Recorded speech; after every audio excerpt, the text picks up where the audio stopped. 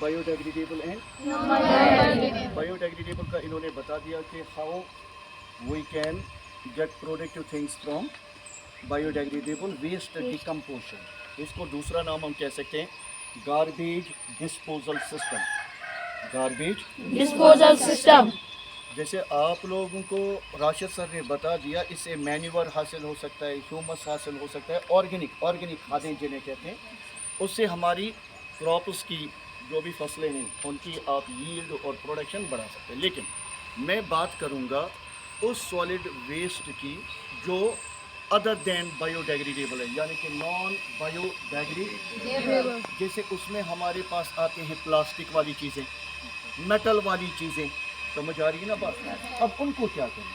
अगर बायोडिग्रेडेबल वालों के लिए गड्ढा खोद कर उसके अंदर डालकर उसे सड़ाने के लिए छोड़ना है, एनवायरमेंट पॉल्यूशन से भी बच जाएगा और आपको खाद भी हासिल होगी, कुदरती खाद। लेकिन अब सवाल ये उठता है कि मेटालिक वेस्ट का हम क्या करें? उनके लिए आ रहे हैं जो आपने अभी वो नारा लगाया था 3R, ये बात। इसमें एक वर्ड लिखा है रिसाइकल एंड रीयूज। अगर आपके घरों में प्लास्टिक वाली चीज़ें हैं, ठीक है, या फिर मेटल वाली चीज़ें वेस्ट वाली, उनको आप ज़ाया मत होने दीजिए, उनको जमा करिए। जमा करने के बाद आप उनको बेच सकते हैं, क्योंकि कई सारे आते हैं मोहल्लों में उसे खरीदने आते हैं ना, वो कबाड़ वाले आते हैं, आप उनको दे दीजिए, वो सामने से उसे बेचते हैं। जब जमा हो जाता है तो इसको कहाँ भेजा जाता है? रिसाइकलिंग यूनिट में।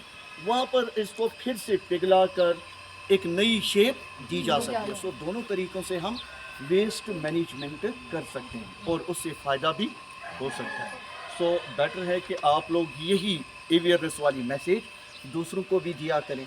हम मार्केट की खादों पे जो आजकल सब्जियां और अपने मेवे उगाते हैं ना, फसलें, इसी वजह से कैंसर जो है वो नाम की डिजीज़ आम हो गई है।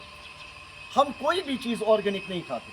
बेहतर है कि आप लोग क्या करें, इस गार्बेज या फिर कंपोस्ट पिट्स खोद कर एक तो कुदरती खाद हासिल कर सकते हो, और दूसरा कि आप लोगों को एनवायरनमेंट को भी साफ़ सुथरा रहता है। और जो नॉन बायोडिग्रेडेबल है उनके लिए मैंने बता दिया आपको, प्लास्टिक है, मेटल है, कोई भी चीज़ है, उनको जमा करिए, बेच दीजिए, वो वाले उसे आगे पहुंचा देते हैं, तब जाके फिर रिसाइकलिंग हो जाती है और वही चीज़ वहाँ मैन्युफैक्चरिंग यूनिट में नई शेप में रिसाइकल होने के बाद हमारे ही इस्तेमाल के लिए वापस आ जाए।